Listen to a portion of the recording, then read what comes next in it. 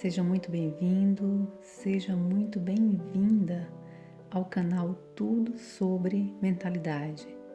Eu sou Nice Fernandes e antes de mais nada, gostaria de te pedir para que você se inscreva no canal, para que eu possa continuar gravando vídeos gratuitos e possamos continuar também com essa energia de troca. No vídeo de hoje, eu trago um capítulo de um livro chamado Você Pode Curar Sua Vida, de Louise Hay. Este capítulo fala sobre como Louise Hay pratica uma sessão com seus pacientes. E a primeira pergunta com a qual ela abre a sessão é: qual é o seu problema?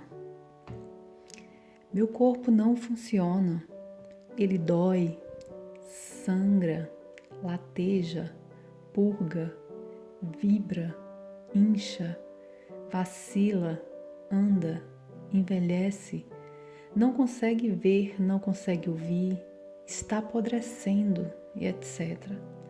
Além de tudo, o que você possa ter criado? Acho que já ouvi frases desse tipo. Meus relacionamentos não funcionam. Eles são sufocantes, ausentes, exigentes, não me apoiam, sempre me criticam, não me amam, nunca me deixam a sós, implicam comigo o tempo todo, não querem se importar comigo, me empezinham, jamais me ouvem e etc, e etc. Além de tudo que você possa ter criado. Sim, também já ouvi todas essas. Minhas finanças não funcionam, elas sequer existem, raramente estão presentes, nunca há bastante, são inatingíveis, vão mais rápido do que vêm, não são suficientes para cobrir as despesas, escapam pelos meus dedos e etc, e etc. Além de tudo que você possa ter criado, claro que já ouvi todas elas. Minha vida não funciona. Não consigo fazer o que quero, não consigo agradar ninguém, não sei o que quero fazer, nunca há tempo suficiente para mim, minhas necessidades e desejos sempre ficam de fora. Só estou fazendo isso para agradar os outros. Não passo de um capacho, ninguém se importa comigo, ninguém se importa com o que eu quero fazer. Não tenho talento, não consigo concluir nada, não consigo fazer nada direito. Tudo que faço é adiar, nada jamais dá certo para mim, e etc, e etc.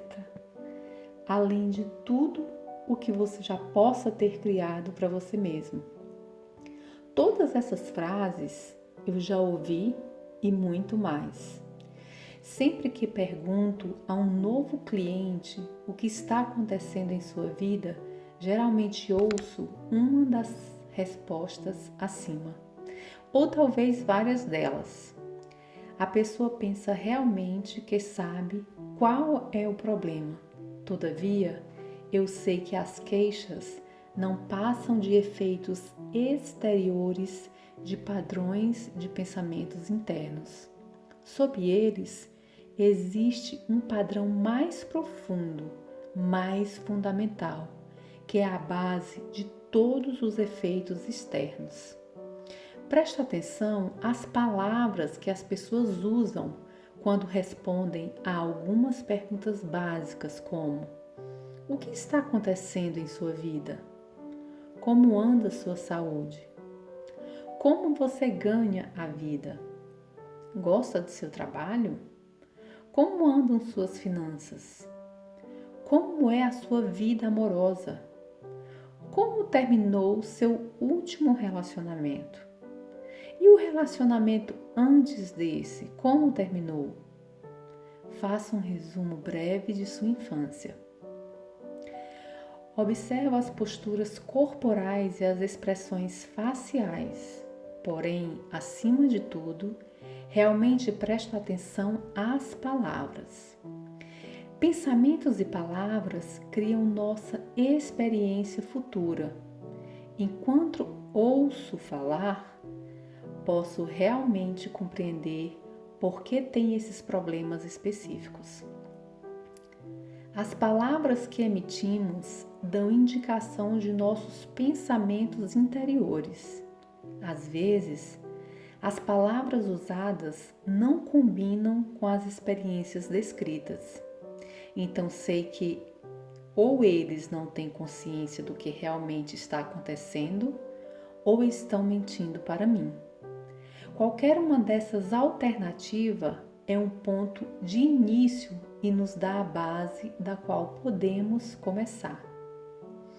E o primeiro exercício que ela passa é o exercício do eu deveria. Meu passo seguinte é dar aos meus clientes papel e caneta e pedir-lhes que escrevam no alto da página: eu deveria. Eles terão de escrever 5 ou 6 modos de terminar a sentença. Alguns acham difícil começar e outros têm tanto a escrever que encontram dificuldades em parar. Então peço-lhes que leiam a lista para mim, começando cada sentença com eu deveria. E à medida que terminam cada uma, eu pergunto: por quê? As respostas são interessantes e reveladoras, como: minha mãe disse que eu deveria, porque tenho medo de não fazê-lo, porque tenho de ser perfeito. Bem, todo mundo tem de fazer isso, porque sou preguiçoso demais, baixo demais, alto demais, gordo demais, magro demais, burro demais, feio demais, sem valor demais. Essas respostas mostram onde eles estão emperrados em suas crenças e que limitações pensam que têm. Não faço comentários sobre as respostas. Uma vez terminada a lista, converso sobre a palavra deveria. Entenda, creio que a palavra deveria é uma das mais prejudiciais que existe em nossa linguagem. Sempre que usamos deveria, estamos na verdade dizendo a palavra errado. Ou estamos errado, ou estávamos errado, ou estaremos errados. Penso que não precisamos de mais errados em nossas vidas. Necessitamos de mais liberdade de escolha. Eu gostaria de pegar a palavra deveria e retirá-la do nosso vocabulário para sempre. Então, eu a substituiria pela palavra poderia. Poderia nos dá escolha e com ela jamais estamos errados. Depois dessa conversa, eu peço aos clientes que releiam a lista, só que dessa vez começando cada sentença com: se eu quisesse de verdade, poderia, o que lança uma luz inteiramente nova sobre o assunto. À medida que eles terminam cada frase, pergunto delicadamente: e por que você não fez isso? As respostas, então, são bem diferentes. Porque não quero, tenho medo, não sei como, porque não sou bom o suficiente, e etc, e etc. Muitas vezes descubro que eles estiveram se repreendendo por anos a fios, por algo que, para começar, jamais quiseram fazer, ou então que estiveram se criticando por não fazer alguma coisa quando nunca tiveram ideia de começar. Muitas vezes, trata-se de algo que alguém disse que eles deveriam fazer. Quando tomam consciência disso, podem tirar a coisa da lista deveria e que grande alívio é fazer isso. Olhe para todas as pessoas que tentam por anos e anos se esforçar a seguir uma carreira da qual nem ao menos gostam, só porque seus pais disseram que eles deveriam ser dentistas ou deveriam ser professores. Quantas vezes nos sentimos inferiores porque nos disseram que deveríamos ser mais inteligentes, mais ricos, mais criativos do que algum parente? O que existe na sua lista deveria que poderia ser abandonado com uma sensação de alívio? Quando meus clientes terminam de trabalhar com essa lista, estão começando a olhar sua vida de um modo novo e diferente. Notam que muitas coisas que achavam que deveriam fazer são coisas que jamais quiseram e só estavam tentando agradar outras pessoas. Na maioria das vezes, isso acontece porque eles têm medo ou pensam que não são bons o suficiente. E o problema agora começou a mudar. Comecei o processo de soltar a sensação de estar errado, porque a pessoa não se adapta a padrões de outros. Em seguida, passo a explicar-lhes minha filosofia de vida. Creio que a vida é, na realidade, muito simples. O que damos, recebemos. O universo apoia plenamente cada pensamento que escolhemos ter e em que escolhemos acreditar. Quando somos pequenos, aprendemos como nos sentir sobre nós mesmos e sobre a vida através das reações dos adultos que nos cercam. Sejam quais forem essas crenças, elas serão recriadas como experiências à medida que crescemos. Todavia, estamos apenas lidando com padrões de pensamento e o ponto de poder está sempre no momento presente. As modificações podem começar neste exato momento. Continua explicando que não importa quais pareçam ser seus problemas, só existe uma única coisa em que trabalho com todos: o amor ao eu. O amor é o remédio milagroso. Amar a si próprio é algo que realiza milagre em nós. Não estou falando sobre vaidade, arrogância ou convencimento, pois isso não é amor, mas somente medo. Falo sobre termos um grande respeito por nós mesmos e uma gratidão pelo milagre de nosso corpo e nossa mente. Amor para mim é apreciação a tal ponto que ela enche meu coração ao máximo e extravasa. O amor pode tomar qualquer direção.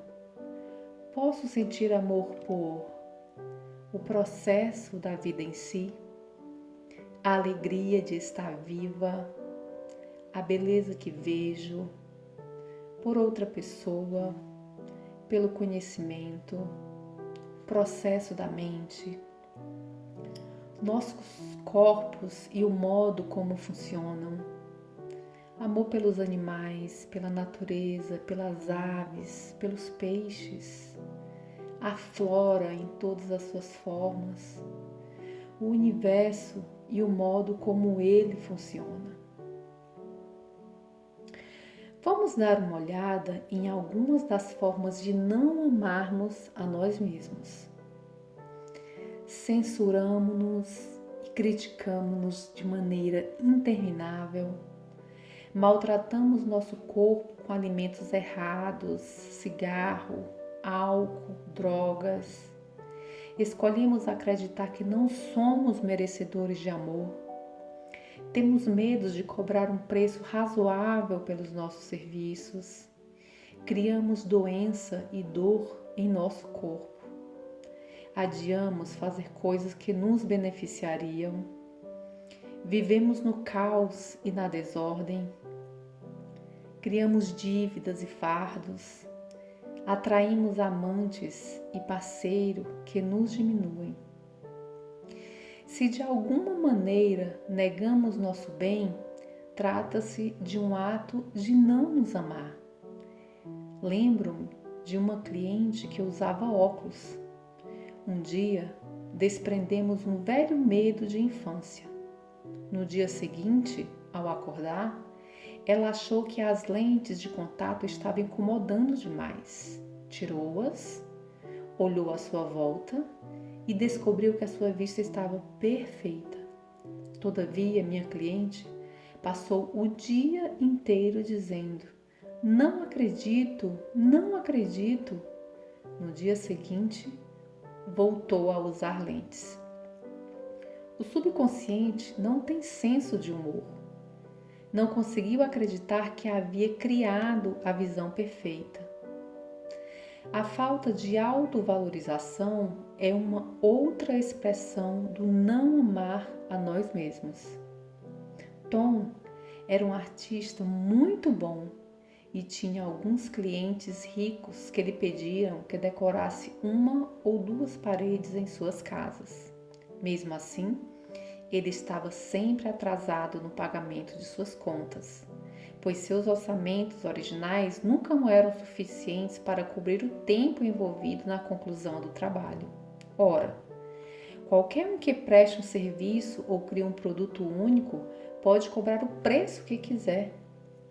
Pessoas de posse adoram pagar muito pelo que querem, pois isso valoriza mais o objeto em questão. E vamos mais alguns exemplos.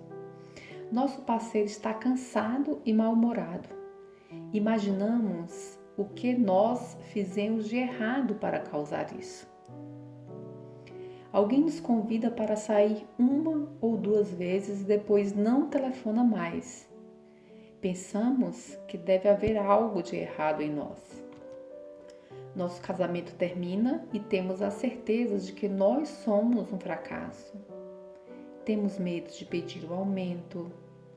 Nosso corpo não parece com o que vemos em revistas de moda ou beleza e nos sentimos inferiores. Não fechamos a venda ou não conseguimos o papel e ficamos certos de que não somos bons o suficiente. Temos medos da intimidade ou de deixar alguém se aproximar demais, de modo que procuramos apenas sexo casual. Não conseguimos tomar decisões porque temos certeza de que elas serão erradas. Como você expressa sua falta de autoavaliação ou autovalorização? Quando você era bebê, você era tão perfeita, tão perfeito.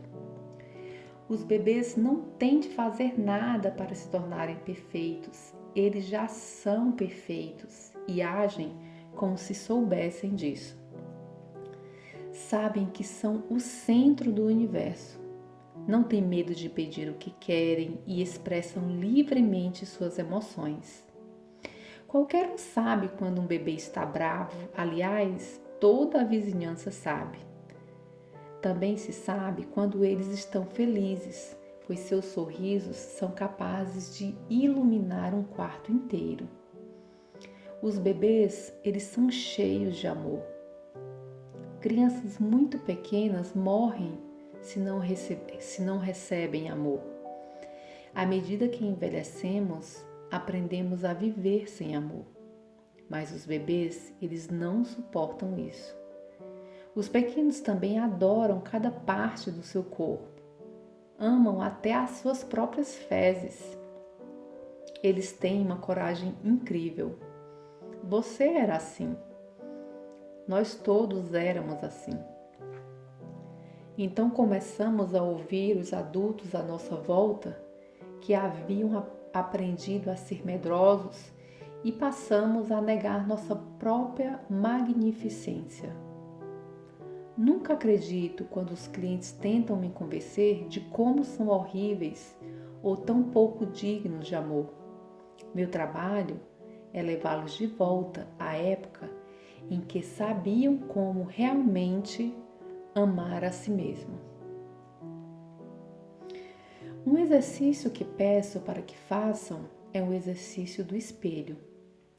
Peço ao cliente para pegar um espelho pequeno, olhar bem nos olhos, dizer seu nome e depois eu o amo e o aceito exatamente como você é. Esse exercício é extremamente difícil para muitas pessoas. É raro eu obter uma reação tranquila, muito menos um pouco de alegria com essa prática.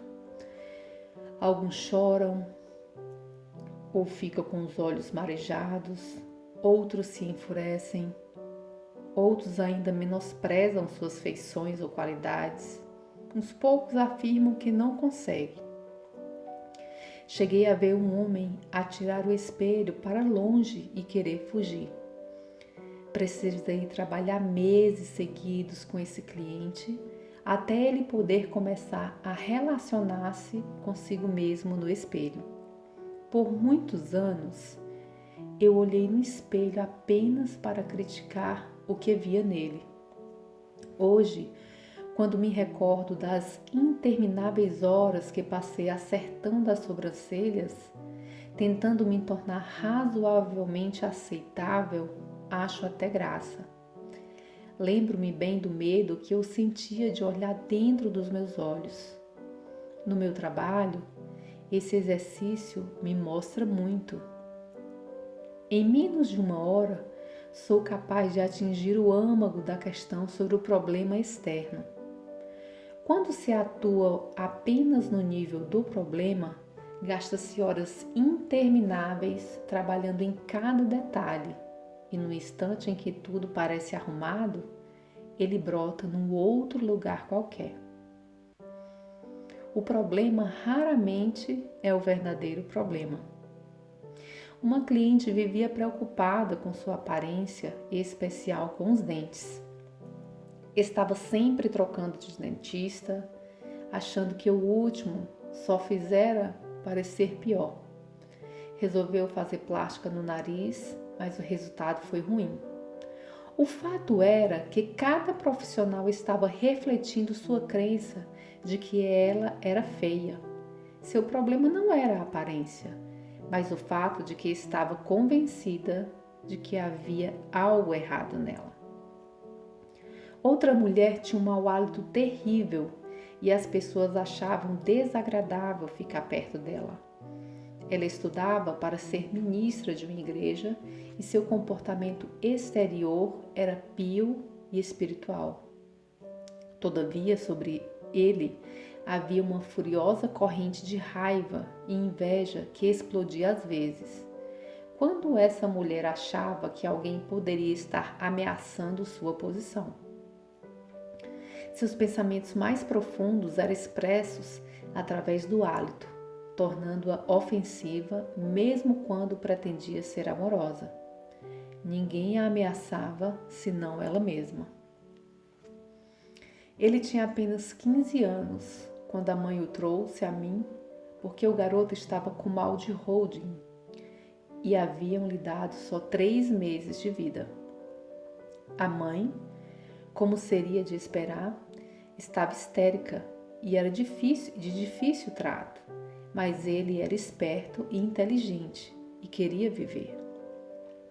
Estava disposto a fazer tudo o que eu mandasse, inclusive modificar o modo como falava e pensava.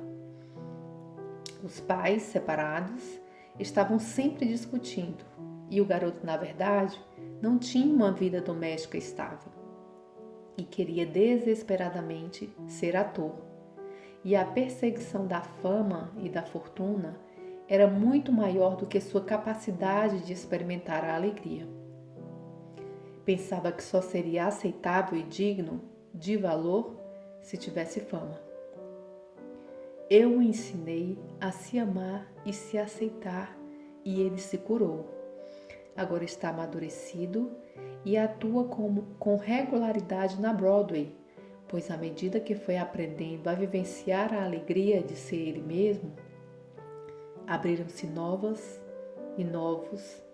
papéis para o seu talento. O excesso de peso é outro bom exemplo de como podemos desperdiçar muita energia tentando corrigir um problema que não é o verdadeiro. As pessoas frequentemente passam anos e anos lutando contra a gordura e continuam com excesso de peso.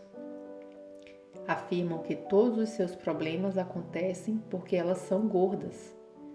O excesso de peso é só um efeito exterior de um profundo problema interno. Para mim, ele é sempre o medo e uma necessidade de se sentir protegido.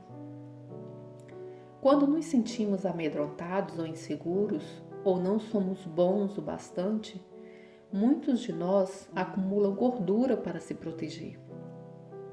Perder tempo nos menosprezando por sermos gordos demais, sentir culpa a cada garfada que comemos, fazer todas as coisas más que fazemos a nós mesmos quando engordamos, não passa de um desperdício de tempo. Daqui a 20 anos estaremos na mesma posição, porque não começamos a lidar com o verdadeiro problema por trás da gordura. Só conseguimos nos tornar mais amedrontados e inseguros, e então precisamos de mais peso para a proteção. É por isso que eu me recuso a focalizar a atenção na gordura ou em dietas, pois estas não funcionam. A única dieta que dá certo é a dieta mental. A que evita pensamentos negativos. Costumo dizer aos meus clientes: vamos colocar essa questão de lado por algum tempo enquanto trabalhamos em algumas outras coisas? Muitas vezes, eles me dizem que não podem se amar porque são gordos, ou, como colocou uma moça, redondos demais. Explico-lhes então que eles são gordos porque não se amam. É impressionante ver como, quando começamos a amar e aprovar a nós mesmos, a gordura excessiva vai desaparecendo dos nossos corpos. É comum alguns clientes ficarem bravos comigo quando lhes explico como é fácil mudar suas vidas, porque têm a impressão de que não estou compreendendo seus problemas. Uma mulher ficou muito nervosa e falou: vim aqui para conseguir ajuda no desenvolvimento da minha dissertação, não para aprender a me amar. Todavia, para mim estava claro que seu principal problema era o ódio contra si mesmo, que permeava todas as áreas da sua vida, inclusive o escrever da dissertação. Ela não seria bem-sucedida em nada enquanto não se sentisse tão sem valor. Ela recusou-se a me ouvir e saiu aos prantos. Voltou um ano depois com os mesmos problemas e muitos outros mais. Algumas pessoas não estão prontas e não temos como avaliar isso. Todos começamos a fazer nossas mudanças na hora, no espaço e nas sequências certas para nós. Eu só comecei as minhas depois de completar 40 anos. Então, qual é o verdadeiro problema? Então me vejo diante de um cliente que acabou de se olhar no inofensivo espelhinho e está todo nervoso. Sorrio com prazer e digo: ótimo, agora estamos olhando para o verdadeiro problema e podemos começar a remover aquilo que está realmente atrapalhando seu caminho. Converso mais sobre o amor, sobre amar o eu, sobre como, para mim, amar o eu começa como nunca, jamais criticarmos a nós mesmos por nada. Observo o rosto de meus clientes quando lhes pergunto se costumam criticar a si mesmo e suas reações me dizem muito. Ora, claro que sim, o tempo todo. Não tanto quanto costumava fazer. Ora, como vou mudar se não me criticar? E não é o que todos fazem? A esses últimos eu respondo: não estamos falando sobre todos, estamos falando de você. Por que você se critica? O que há de errado com você? Enquanto eles falam, vou escrevendo uma lista. O que dizem frequentemente coincide com sua lista deveria. Acham que são altos demais ou baixos demais, gordos demais, magros demais, burros demais, velhos demais, jovens demais, feios demais. Os mais bonitos em geral respondem isso. Falam também que são vagarosos demais, apressados demais, preguiçosos demais e etc. Note como quase sempre é uma coisa demais. Finalmente chegamos à fase primária, quando dizem: não sou bom o bastante. E eu digo: viva, viva, finalmente encontramos o âmago da questão. Eles se criticam porque aprenderam a acreditar que não são bons o bastante. Os clientes se admiram com a rapidez com que chegamos a essa descoberta. Agora não precisamos mais nos preocupar com os efeitos colaterais como problemas de saúde, de relacionamento, finanças ou falta de expressão criativa. Podemos dedicar toda a nossa energia na dissolução da causa básica de tudo o que está acontecendo: não amar a si mesmo. Na infinidade da vida onde estou, tudo é perfeito, pleno e completo. Estou sempre divinamente protegido e guiado. É seguro para mim olhar para o meu interior. É seguro para mim olhar para o meu passado. É seguro para mim ampliar minha visão da vida. Sou muito mais do que minha personalidade, passada, presente ou futura. Agora escolho me elevar acima de meus problemas de personalidade para reconhecer a magnificência do meu ser. Estou totalmente disposta ou disposto a aprender a me amar. Tudo está bem no meu mundo. E assim ela termina o capítulo do livro Você Pode Curar Sua Vida, uma sessão com Louise Hay.